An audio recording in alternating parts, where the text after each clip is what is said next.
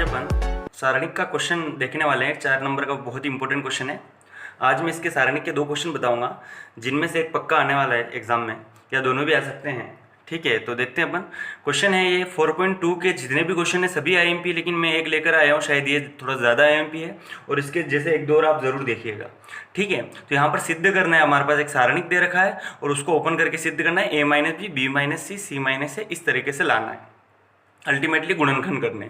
ठीक है, तो देखिएगा सारणिक का यहाँ पर प्रश्न में लिखा है गुणधर्मों का प्रयोग करके, ऊपर लिखा रहेगा सिद्ध कीजिए गुणधर्मों का प्रयोग करके। तो आपको डायरेक्टली ओपन नहीं करना है, गुणधर्मों का प्रयोग करना है। तो देखिए सारणिक के गुणधर्म आप सभी ने पढ़े होंगे, क्या क्या हो सकते हैं। जैसे अपन रो में से रो घटा सकते हैं, कॉलम में से कॉलम घटा सकते हैं। ठीक है, तो सबसे पहले मैं लिख देता हूँ इसमें हल करके। ठीक है, हल करके आपको लिख देना है, सबसे पहले सिद्ध करना है ये वाला सेम टू सेम। ठीक है, मैं यहाँ पर डायरेक्टली क्या लिख लेता हूँ, LHS लिखकर अब मैं चल लेता हूँ। तो LHS क्या है हमारे पास, LHS ये वाला पूरा है। तो LHS मैंने लिख दिया 1 1 1, मैंने LHS लिख दिया। और आप पूरा लिखिएगा एग्जाम में, क्योंकि आपके पास वहाँ पर क्वेश्चन नहीं लिखा होगा। ठीक है, कॉपी में आप क्वेश्चन थोड़ी ना लिखेंगे, केवल सिद्ध करना है करके ये पूरा लिख देंगे। क्लियर है। अब देखिए यहाँ पर क्या गुणधर्म लगा सकते हैं, तो हमको आइडिया देगा RHS। हमको क्या चाहिए, देखिए a-b चाहिए, b-c चाहिए। तो हमें क्या आइडिया दे रहा है, तो हमें देखिए, अगर मैं ध्यान से देखिए, ये कॉलम 1 में से कॉलम 2 घटाऊंगा तो क्या a-b आएगा, और कॉलम 2 में से कॉलम 3 घटाऊंगा तो क्या b-c आएगा, और 1 में से 1 जाएगा 0, 1 में से 1 जाएगा 0। तो ये हमें यहाँ पर आइडिया दे रहा है।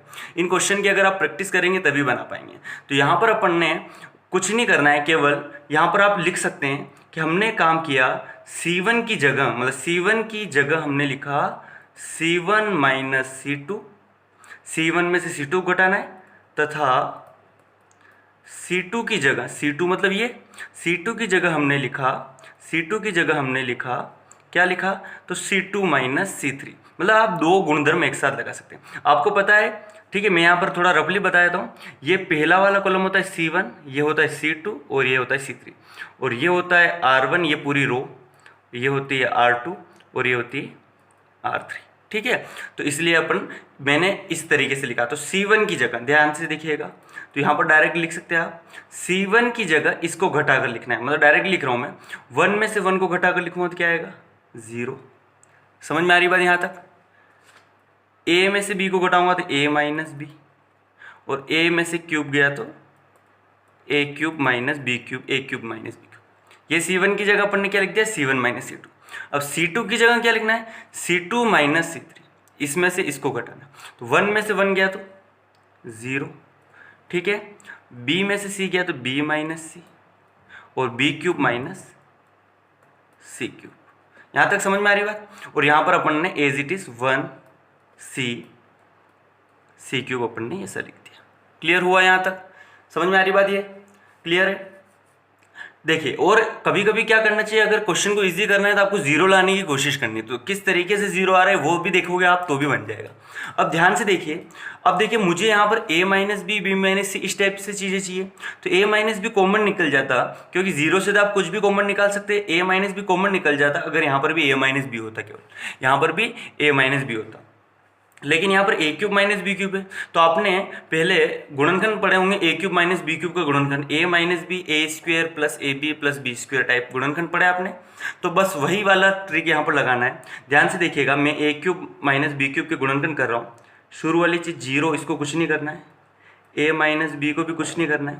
देखिए a³ - b³ को मैं लिख रहा हूँ a - b और a² + ab + b², ये इसके गुणनखंड होते हैं, आपको याद रखना है। ठीक है, a³ - b³ गुणनखंड होते हैं a - b a² + ab + b²। अगर यहाँ पर प्लस होता तो यहाँ पर प्लस आ जाता और यहाँ पर माइनस आ जाता। ठीक है, मतलब इस तरीके से गुणनखंड। उसी तरीके से देखिए यहाँ पर मैं करूँगा, ये 0 as it is, b - c की जगह b - c, और b³ - c³ की जगह जैसे अपन ने फार्मूला लगाया उसी तरह b - c b² + bc + c²। ठीक है, और लास्ट वाला कॉलम हमारे पास एज इट इज 1 c³ यहाँ तक। ठीक है, कुछ नहीं करना। देखिएगा मैंने क्या किया, यहाँ पर पहले वाले कॉलम में से a - b मैंने क्या कर दिया, कॉमन निकाल लिया। तो a - b मेरे पास बाहर आ गया, और दूसरे वाले में से b - c कॉमन निकाल दिया तो b - c बाहर आ गया। अब यहाँ पर देखिए क्या बचा, 0। a माइनस बी बाहर निकल गया तो यहाँ पर बचा 1। ध्यान से देखते रहिएगा। और यहाँ पर अगर a माइनस बी निकल गया तो ये वाली चीज़ बची हमारे पास, तो a square plus a b plus b square यहाँ पर बचा। इसी तरीके से 0 में से तो कॉमन कुछ भी निकलेगा तो 0 ही। b माइनस सी बाहर निकल गया तो 1, और यहाँ से b माइनस सी निकल गया तो b square plus b c plus c square ये बचा। और यहाँ पर इसके साथ कुछ नहीं किया, एज इट इज़ हमारे पास ये रहेगा। थोड़ा सा जगह कम है तो थोड़ा ध्यान से रखिएगा। अरे बात समझ में थोड़ा सा ध्यान दीजिएगा ना, इधर ये स्टेप अलग है। क्लियर है। अब हमारे पास a माइनस बी माइनस सी तो आ चुका है। अब देखिए इसका क्या करना है, तो आप चाहो तो आप डायरेक्टली प्रसार भी कर सकते हो या एक और गुणधर्म लगाकर इसको इसमें से घटा सकते हो, लेकिन मैं आपको रिकमेंड करूँगा डायरेक्टली प्रसार कर दीजिए। तो अब मैं लिख रहा हूँ यहाँ पर R1 के सापेक्ष प्रसार कर, R1 के सापेक्ष प्रसार करने पर, R1 के सापेक्ष प्रसार करने पर, तो देखिए R1 के सापेक्ष भले आप प्रसार करिए, लेकिन बाहर की चीज़ तो एज इट इज़ वो क्यों ही लिखाएगी, a माइनस बी और b माइनस सी। अब देखिए R1 के सापेक्ष करेंगे तो ये 0 है ये 0 है, तो इनको तो लिखने की कोई आवश्यकता ही नहीं है, लेकिन फिर भी चलिए। देखिए ये 0 के साथ प्रसार कैसे होता था, ऐसे, लेकिन इसको लिखने की कोई आवश्यकता नहीं। सेकेंड वाला भी 0 आता है लेकिन माइनस का आता है, तो इनको नहीं भी लिखोगे तो भी चलेगा, लेकिन मैं फिर भी यहाँ लिख रहा हूँ 0 माइनस 0, वो समझ जाएगा। तीसरा वाला यहाँ पर देखिए क्या है, ध्यान से देखिएगा, +1। 1 के साथ गुणे में कौन आएगा, ये कटता है, इसका गुणा इसमें होगा तो क्या आएगा, b square plus b c plus c square में से आपको घटाना है किसको, इसको घटाना है। तो अगर माइनस करूँगा तो ये सभी माइनस के हो जाएंगे, तो माइनस का ए स्क्वेयर माइनस का ए बी और माइनस का बी स्क्वायर। क्लियर है यहाँ तक, ठीक है। बस आपको बस इसको हल करना है, थोड़ा ध्यान से देखते रहिएगा, ठीक है। बाहर हमारे पास a माइनस बी और b माइनस सी, तो एज इट इज़ लिखा है, ये 0 से कोई मतलब नहीं है, 1 का गुणा से कोई मतलब नहीं है। अब हमारे पास यहाँ पर क्या है देखिए, तो ध्यान से देखिए, प्लस का बी स्क्वायर और ये माइनस का बी स्क्वायर तो कट गया, तो अब हमारे पास बचा क्या है, b c plus c square minus a square minus a b, ठीक है। अब प्लीज़ ध्यान दीजिएगा, अगर आपने अभी ध्यान नहीं दिया तो एग्जाम में आप पछताओगे, क्योंकि यहाँ पर स्टेप थोड़ी सी मतलब आपको याद रखने जैसे स्टेप है। तो देखिए यहाँ पर क्या करना है, आपको स्क्वेयर स्क्वेयर वाले एक साथ रखना है और बिना स्क्वेयर वाले एक साथ रखना है, बस इतना सा मैं आपको बता देता हूँ अपने अनुभव से, क्योंकि मैंने क्वेश्चंस किए हैं ऐसे, ठीक है। तो देखिए कुछ नहीं करना है, इस माइनस के ए बी को इसके साथ लिख दीजिए ताकि आपको कॉमन निकालने में थोड़ा आसान रहे, नहीं तो आप गलती हो जाएगा। ये स्टेप अच्छी तरीके से याद रखिएगा, नहीं तो वहाँ पर एग्जाम में जाकर फंस जाओगे, ठीक है। तो बी सी यहाँ पर लिखा है, केवल मैंने ए बी को इसके साथ लिख दिया। 4 नंबर का क्वेश्चन है इसलिए बिल्कुल सही से देखिएगा, और plus c square as it is और minus a square as it is. यहाँ तक ठीक है क्या, यहाँ तक ठीक है, ठीक है। नेक्स्ट अब देखिए, यहाँ तक समझ में आ रही बात। अब देखिए बाहर की चीज़ तो वो क्यों है, अब थोड़ा यहाँ पर आपको गुणनखंड करना है। देखिए इन दोनों में से क्या कॉमन आ रहा है, इन दोनों में से क्या कॉमन आ रहा है, देखिए तो b कॉमन आ रहा है, तो क्या बचा अंदर, c माइनस ए। और देखिएगा ए स्क्वेयर माइनस बी स्क्वेयर का सूत्र होता है ए माइनस बी ए प्लस बी, उसी तरीके से सी स्क्वेयर माइनस ए स्क्वेयर का c माइनस ए सी प्लस ए, ठीक है, ये सूत्र होता है। अब देखिए इन दोनों टर्म में से ये मैं ऐसे केवल निशान लगा रहा हूँ आपको समझाने के लिए, c माइनस से कॉमन निकल जाएगा कि नहीं निकलेगा, a minus b b minus c c minus से आप बाहर निकाल दीजिए, सी माइनस से बाहर निकल गया, तो क्या बचा अंदर, ध्यान से देखिएगा, इधर बचा b, इधर बचा c और इधर बचा a। इसको केवल जमा कर लिख दीजिएगा, a माइनस बी, थोड़ा ध्यान से देखिएगा, a minus b b minus c c minus a, और इसको थोड़ा सा जमा दिया तो a धन b धन c। यही सिद्ध करना था, देखिए अपने को यही सिद्ध करना था, a minus b b minus c c minus a धन बी धन c, a minus b b minus c c minus a धन बी धन सी बराबर RHS इति सिद्धम, हैंस प्रूव्ड, ठीक है। ये हमारा आंसर हो गया। क्लियर है? ठीक है, कुछ नहीं करना, यहाँ पर अपन ने गुणधर्मों का थोड़ा सा ध्यान देना। इन क्वेश्चन को करने के लिए जो सर्वप्रथम गुणधर्म लगता है वो ज़्यादा इंपॉर्टेंट होता है। अपन ने C1 बस यहाँ पर देख लेना है, एक तो जीरो टारगेट बनाना है, एक अपने को लाना क्या है वो बनाना है। तो यहाँ पर जीरो बनाओगे तो भी चलेगा और जो लाना है वो बनाओगे तो भी चलेगा। उसी तरीके से किया अपन ने, इसमें से इसको घटाया, इसमें से इसको घटाया, ये आया। सेकेंड स्टेप में अपन ने गुणनखंड किए, तो गुणनखंड अपन ने लिख दिए, जिससे हमारे पास कॉमन निकल गया। और बची वाली चीज़ में अपन ने कुछ नहीं किया, R1 के सापेक्ष प्रसार कर दिया। R1 के सापेक्ष अपन ने क्या कर दिया, यहाँ पर प्रसार कर दिया। ठीक है, और अपन ने इस तरीके से यहाँ और यहाँ की स्टेप थोड़ी सी याद रखिएगा। इसके बाद वाली स्टेप यहाँ पर अपने को क्या करना है, स्क्वायर स्क्वायर वाले एक साथ और बिना स्क्वायर वाले एक साथ रखना है, इसलिए केवल इस लास्ट वाली चीज़ को आगे लेगा। और एक दो बार आप स्वयं प्रैक्टिस कीजिएगा, क्योंकि मैथ्स प्रैक्टिस मांगती है। आई बात समझ में? तो ये हमारा एक 4 नंबर का क्वेश्चन यहाँ पर क्लियर हो गया।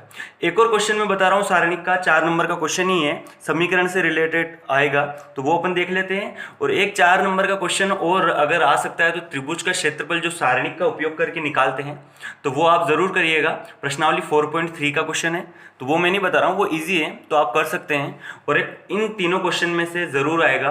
वैसे ये 2 क्वेश्चन भी कर लिया आपने तो भी हो जाएगा आपका क्लियर, क्योंकि अथवा करके आने वाला है। तो चलिए नेक्स्ट क्वेश्चन देखते हैं अपन। ये जो प्रश्न आ रहा है ये भी बहुत ही इंपॉर्टेंट प्रश्न है, क्योंकि समीकरणों का हल अपन आव्यूह विधि से अपन यहाँ पर करने वाले हैं और इसमें सारणिक का भी प्रयोग है, इसलिए ये भी आने का बहुत चांसेस है, क्योंकि ये आव्यूह का भी संबंध इसमें और सारणिक का भी है।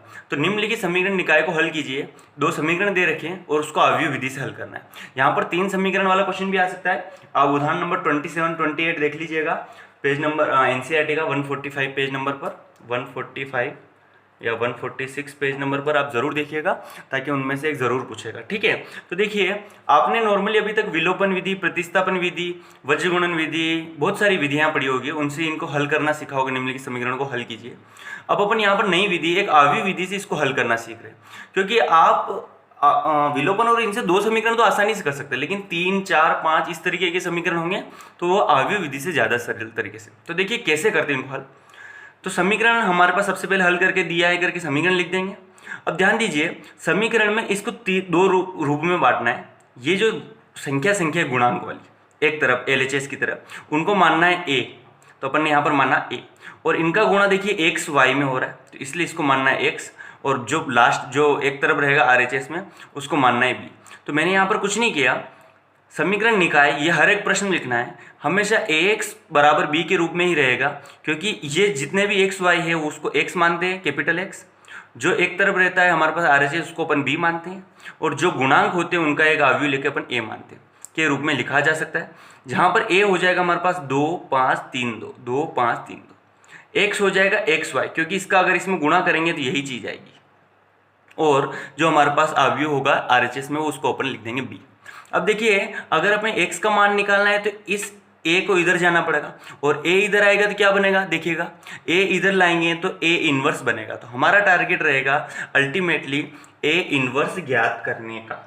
ठीक है, अब अपन क्या करते हैं, a इनवर्स ज्ञात करते हैं। ध्यान से देखिएगा, a इनवर्स क्यों ज्ञात करते हैं तो यहाँ पर लिख देंगे इम्प्लाइज करके। x का अगर हमको वैल्यू निकालना है तो ये a इधर आएगा तो क्या हो जाएगा, a इनवर्स। ध्यान दीजिएगा, आप देखिए ये इसको इधर लाते हैं तो बहुत सारे पीछे लिख देंगे b इंटू ए इनवर्स, वो गलत हो जाएगा। आपको यहाँ पर बता दूँ a आगे आएगा, क्योंकि आव्यूह में गुणे में बहुत ध्यान रखना पड़ता है। तो अब हमारा टारगेट है, अगर आपको x का वैल्यू निकालना है तो आपको a इनवर्स मतलब आपको प्रतिलोम आव्यूह निकालना आना चाहिए। ठीक है, व्युत्क्रमणीय आव्यूह व्युत्क्रम है कि नहीं इसका निकालना आना चाहिए। अब देखिए a इनवर्स निकालने का फार्मूला होता है एडजॉइनिंग a बटे मोड a।